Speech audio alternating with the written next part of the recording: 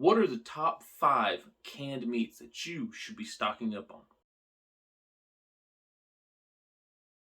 Hey guys, T2 out here. Welcome back to the Top Preparedness channel. As you guys already know, the world is a crazy place right now. We, the United States, have the highest inflation rate that we've had in over 40 years. We're on the brink of World War III. They're talking about an economical collapse coming soon.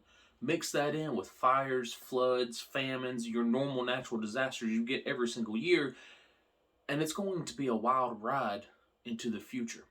And you need to be prepared. And you talk to many preppers and they've got their rice set back, they've got a few buckets of beans set back, maybe even some buckwheat set back. You need to have protein. You need red-blooded protein. Now, unless you own a farm and you have cows in your backyard, it's going to be kind of difficult to stock up on protein.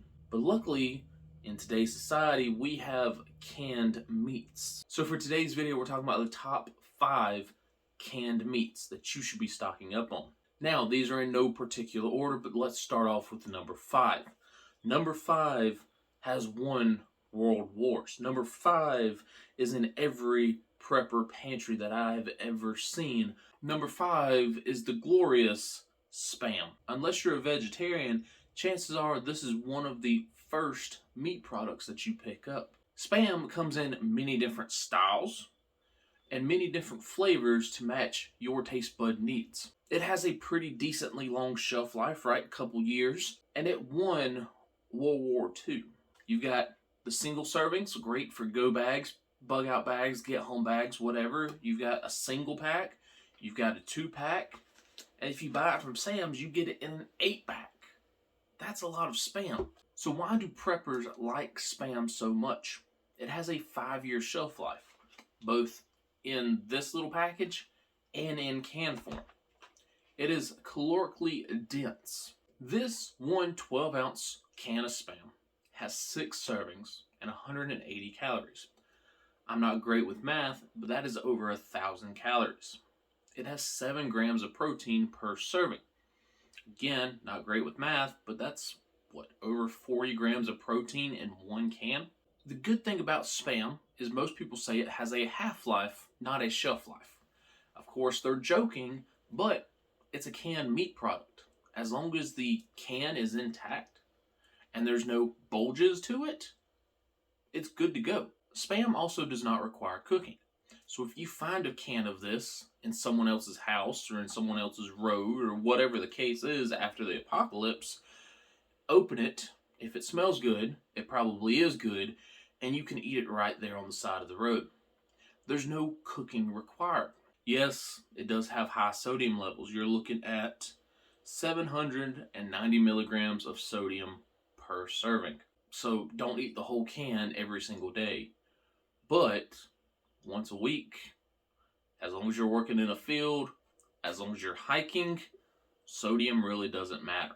Again, my family absolutely loves this stuff. We'll do a meal about once a week based on Spam. Family enjoys it. We have a bunch of it. It's good to go.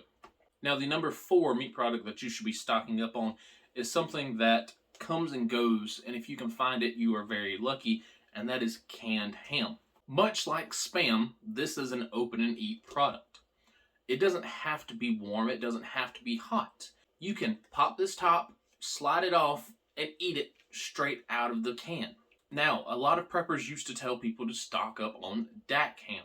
For whatever reason, I don't know if they changed the name or if they stopped shipping, I cannot find DAC ham anymore, but I can find Bristol canned hams. And for me, these are about $3 a piece. It's a little bit more than you would pay for fresh ham, but again, it lasts basically forever. So there's 8 servings. Each serving is 2 ounces. Each serving has 100 calories, 9 grams of protein, and 7 grams of fat. Your sodium is only 26% for this. So compared this to Spam, you're getting a little bit less calories, but a little bit more protein. So if you don't like Spam, hey, pick up some canned ham.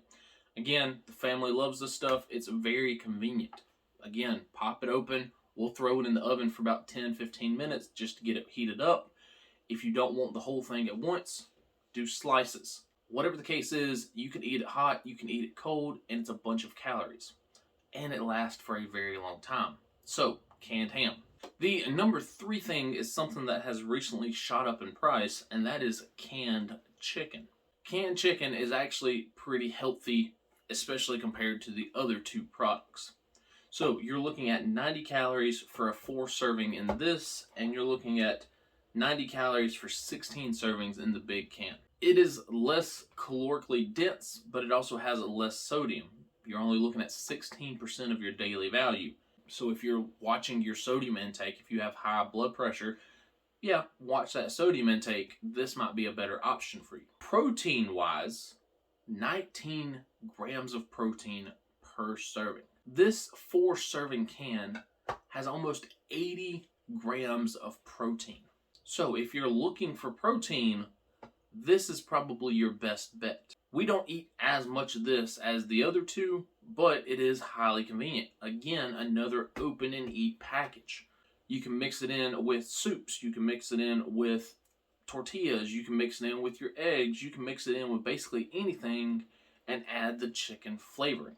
Again, very, very convenient if you find one of these little cans. The big can, maybe not so much, but you can feed an entire family on one big can of chicken. Number 2 is canned tuna.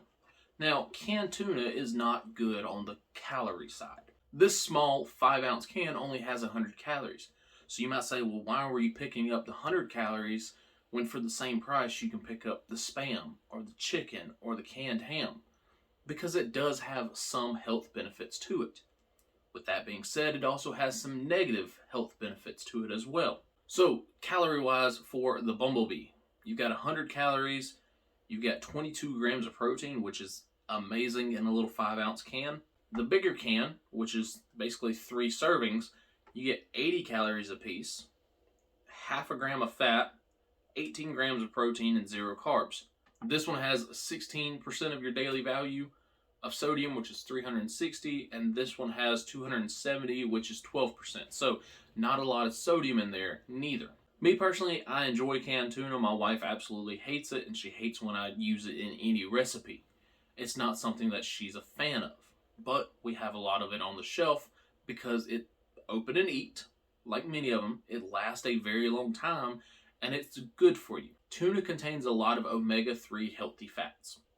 And yes, we're not counting vitamins and we're not counting nutrients in the end of the world. We're counting food, but it's not bad to have something that's actually good for you come the end of the world. Now, with that being said, tuna also contains a lot of mercury. Now, you'd have to eat a lot of this every single day to actually do something. But if you're eating 3, 4, 5 cans a day, yeah, your mercury levels are going to go up. This is chunk light tuna.